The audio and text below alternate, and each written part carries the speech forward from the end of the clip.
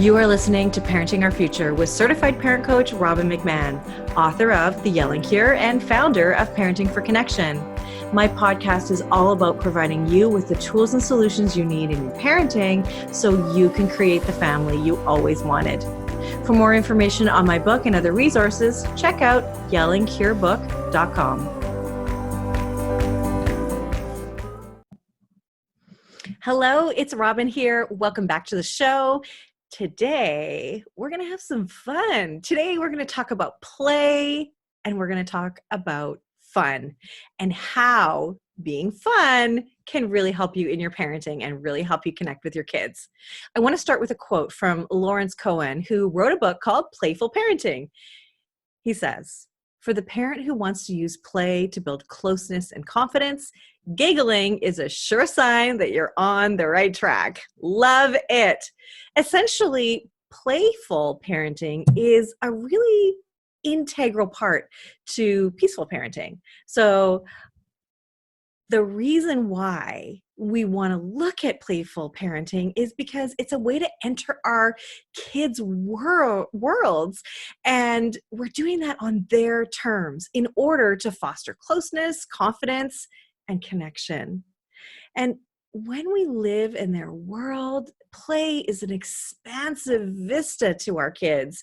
And this is where they're joyful, where they're engaged, when they're cooperative, and when they're creative as well. But as adults, play isn't so easy for us, is it?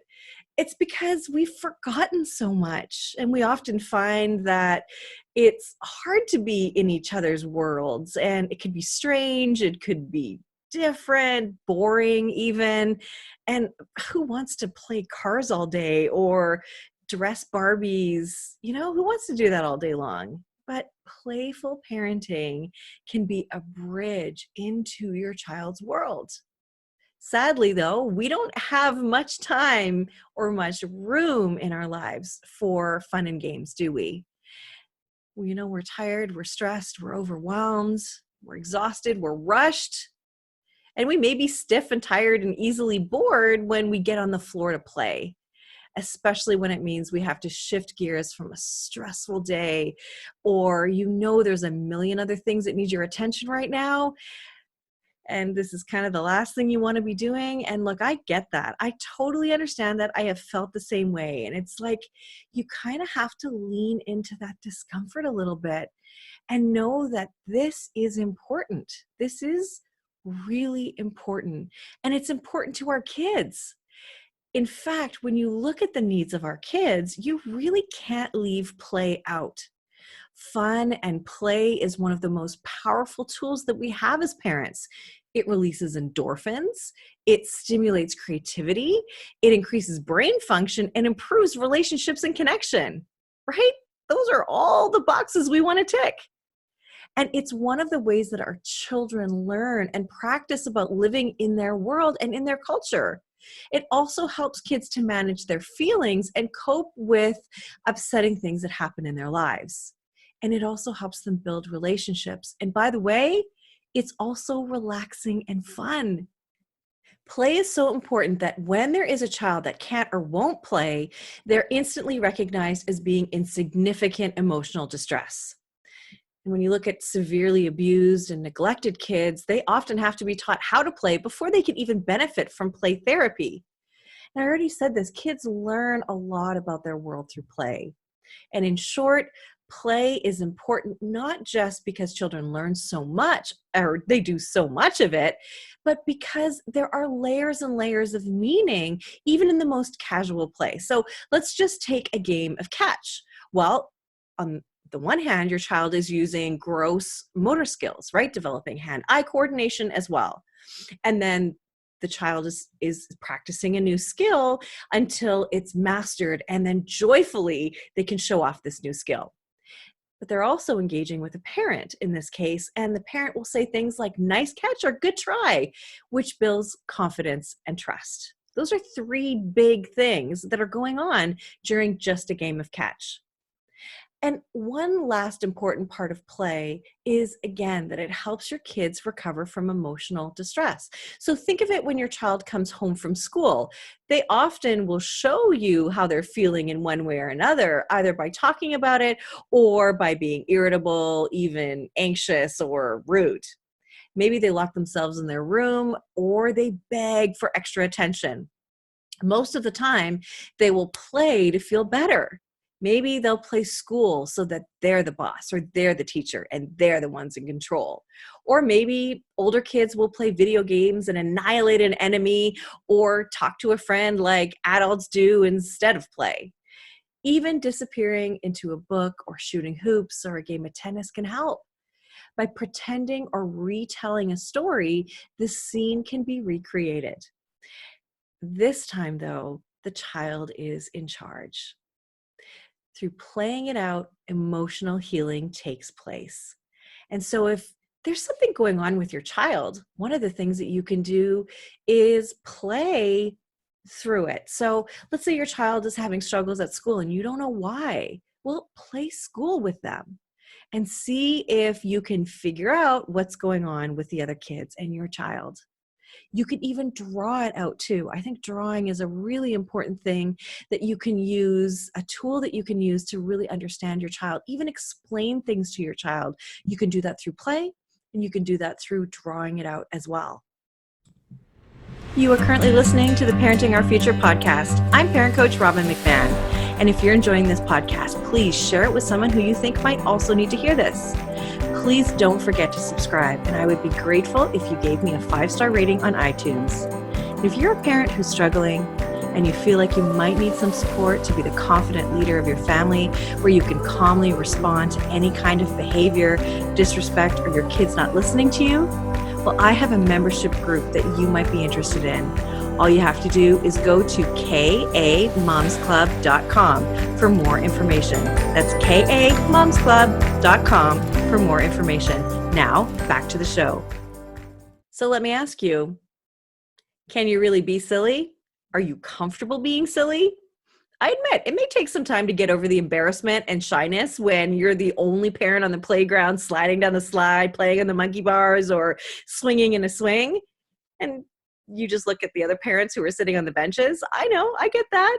The thing is, though, is that when we're able to handle giving our kids their essential needs like food, water, shelter, they want us to loosen up. Why leave the playing to others? Why can't we join in the fun too? If we don't play, then we miss out on that fun. And play is where children show us their inner feelings and their experiences that they can't or won't talk about. Like I mentioned, when your kids come home from school, they're going to show you some sort of behavior, but they most probably won't say, I had a bad day at school. Can we talk? No, they'll say, play with me. And when we say yes, they will play out what happened in the best way they know how to. So if they don't think that we'll play with them, though, they may not even ask. They'll just go about their business and we go about ours, and then we keep missing opportunities for connection with them. So in order to get all of the benefits of play and fun, we have to join our kids where they live on their terms. So if you like what I'm saying and you're looking for some fun things to do and play with your kids, let me give you some suggestions. And I'm going to include all of these in the show notes as well, because I want you to have like some real good ideas for how to play. Okay, so first, I want to say that playing with your kids doesn't always have to be getting down and playing Legos or Barbies or whatever with your kids. It can happen anytime, anywhere. So in my house, if I do say so myself, I am the funny one.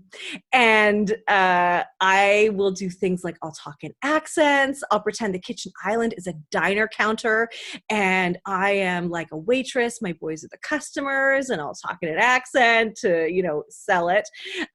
Sometimes if my husband is with one of my boys and I'm with the other boy and we're separated, then as we reunite, we'll pretend that we don't even know them or that we didn't know they were there and be like, oh, whoa, hey, I didn't know you guys were here. What have you been up to? It's been so long since we've seen you.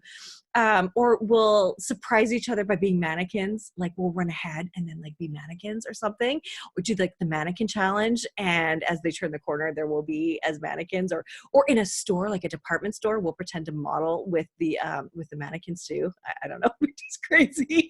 We also have family memes that we always say on vacation. We'll sometimes have like a word or a statement of the day, and when we use it, everyone gets super excited. When my kids were into Skylanders, we used to use some of the phrases the characters would say, which was really funny. Like every time we were excited, we'd say, "Oh, sizzle, sizzle," for example. Honestly, we just do that kind of stuff, and we do so much more because there is no better feeling than being together and laughing, right? So I do, though, want to say as a caveat that, look, there are times for fun and there are times to be serious. And I do have to make sure that when my kids are being serious, that I have to take them seriously and not make a joke, not respond with an accent or a joke or be silly or whatever, right? I don't want to do that because I want to make sure that I show up with the energy that they're looking for as well. So here are some fun things that you can do. So of course, there's the things that we all know about: card games, right? You can do Go Fish or War or Uno. You can dress up, not just let your kids dress up, you dress up too. Maybe you go into your husband's closet or your wife's closet and pretend to be mom or dad. You can just do sports games, right? With, just pass the ball around, go outside, shoot some hoops together. What about science experiments? How fun would it be to do some science experiments together? And maybe you could like look at their belly buttons and say, "Oh my gosh," like freak out that you've got a hole in your stomach. Now I can see you've got a hole on your head. You've got two in your ears. You've got one in your mouth. We need to take you back to the factory because you shouldn't be having those holes in your head. And they just will have giggles like crazy. Or I lay in their beds when they're coming in to bed, and I pretend that I'm sleeping. I'll snore really loud. Sometimes they hide on me when I come in to tuck them in, and I totally pretend that I can't see them or I don't know where they are. And I'll talk about, wow, I wonder where Parker is, or I can't find Aiden, and then sit on them on the bed or something like that, right? Or let them scare me. Maybe at night I'll turn all the lights on and say, "Good morning, everyone. It's time to get up. Let's get dressed." And of course, that's not what's happening, right? I have gone up to my boys and looked in their hair like I'm a monkey and sort of clicked my nails in their hair and say, "Oh, geez, I think you've got lice," or something silly like that, or bugs. And then, just be like a monkey and kind of get in there and play around. I've pretended that I've never seen a human being before or a human child before. Then I really have to examine them, and look at them and say, what do these do? What are these, what do you call these things? Are they hands? Are they feet? Whatever. You can go on scavenger hunts. You can build a fort. You can have a picnic. I love having an indoor picnic. I love "Hey guys, what should we have for dinner?" And then let's make a picnic out of it. What about random parties? How about you have a surprise birthday party for your pet, or for your child's favorite toy or stuffy? How fun would that be? Opposite day, of course, is so much fun. What I like to do, I sometimes when my child does something really good and something right, I'll pretend that they did it so wrong, and I'll pretend to be fake mad at them. And of course, turn that around and give them lots of squeezes and hugs and stuff like that. What about you just sitting there and having your kids make you laugh while you sit straight faced? See what they can do. And this is great too, because it's all about eye contact, right? So that's a great one for that. You can even pour water down your front and pretend you forgot how to drink from a cup. And that's great on a hot day. What I do too is I take little drops of water and I'll put them just under my eyes, and then it looks like tears, and then I'll fake cry about something that's funny or something that's, silly or whatever. You can even pretend your kids, you can't find them when they're right in front of you. I love to use this when there's a problem too, right? If we've got some kind of behavior that we don't like, or my child says no to me, what I'll do is I'll take whatever I have close by, and I'll have a pen, I'll have a brush, I'll have a ketchup bottle, and I'll say, so I'm here on the sidelines of the kitchen table with Parker, and he's refusing to put his plate in the sink. Parker, can you tell me why you're refusing to put your plate in the sink? And then do like a sideline interview and tell me how you feel about sinks and plates. And what do you have against plates and sinks being together? Like super silly stuff, right? One of the things that you can do too is, if your child is resisting doing something, like resisting leaving the house, or not wanting to get in the car in their car seat, maybe their car seat is a space machine, and it takes them to a portal, and they can describe where they're going, the portal. Maybe your car is a rocket ship, and the only way to get to your destination is to have the captain in that special seat that they're sitting in, and that sort of thing. Like, maybe there's some way you can make it make believe like that. What about if your child doesn't want to go to bed or doesn't want to have a bath? Well, how can we play? How can we make bath time an underwater adventure? Maybe we change the color of the bath water. They can go in with goggles on. We've got that soap that's like paint, and they can paint the walls, or we can turn the lights down low, have those sort of shimmering light bulbs that you see, and make it look like it's a watery wonderland. Same with bedtime. What can we do that isn't overstimulating to make them feel like it's a fun adventure? Maybe we can make it look like a fort bed, something that's fun and different. What if your child says something really mean or disrespectful? You could use that interview process again and say, do you know the meaning of that word? Do you know why you would say that, and why you wouldn't choose a nicer word? Something like that. Or you can go and inspect their mouth and say, oh, geez, I don't know. I don't know how that could have come out of this mouth. What if you can try to say that again, holding your tongue? Is it possible to say that again? And like, be like a doctor examining. And then what if I put your lips together in like a duckbill and I stretch them out? Can you say it then? I mean, that's bound to end up in giggles and laughter and fun. And they'll probably forget about what they did in the first place and not even use that word again, right? It's worth a try, isn't it? There's a lot of things that you can do. And I would love it if you could commit to just doing one silly thing a day, just one thing a day, or commit to silliness for an entire day. How fun would that be? So what I want to leave you with, though, is some simple tips and guidelines to follow when you're playing with your kids. So first, you want to follow your child's lead and make sure the game is safe and don't allow it to go out of control. I think that's probably like our first worry, is that, oh man, if I give them an inch, they'll take a mile. I'll never be able to get them back. So set some parameters so they know, what's okay, what's not okay, and we don't lose control of the situation.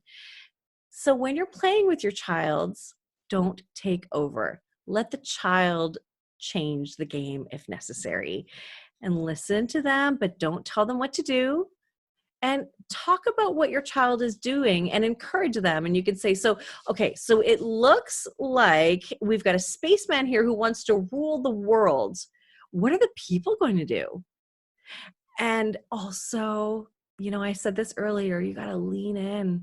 You got to lean in and just allow as much time as you need.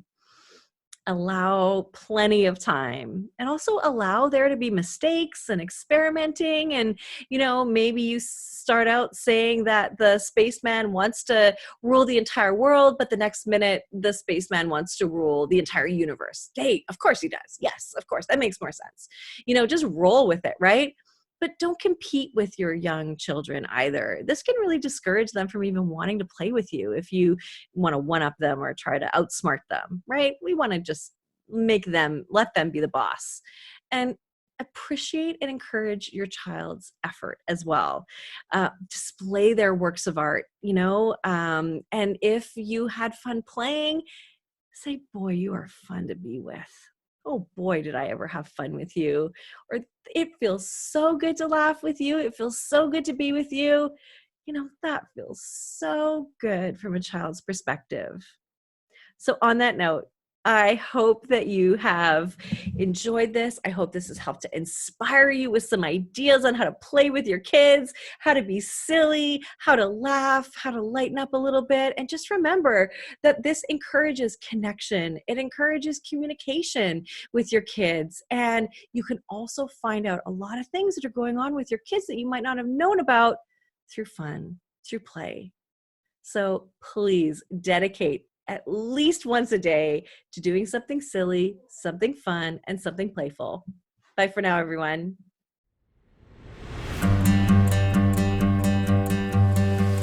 Thank you for listening to this edition of my podcast, Parenting Our Future. I'm parent coach Robin McMahon, and if you're enjoying this podcast, please share it with someone who you think might also need to hear this message. And don't forget to subscribe, and if you like my work, I would be grateful if you gave me a 5-star rating. For those of you who like my content and want more, visit me at yellingcurebook.com to get your copy of my book and to find other resources to help you. Until next time, I am wishing you and your family peace and connection.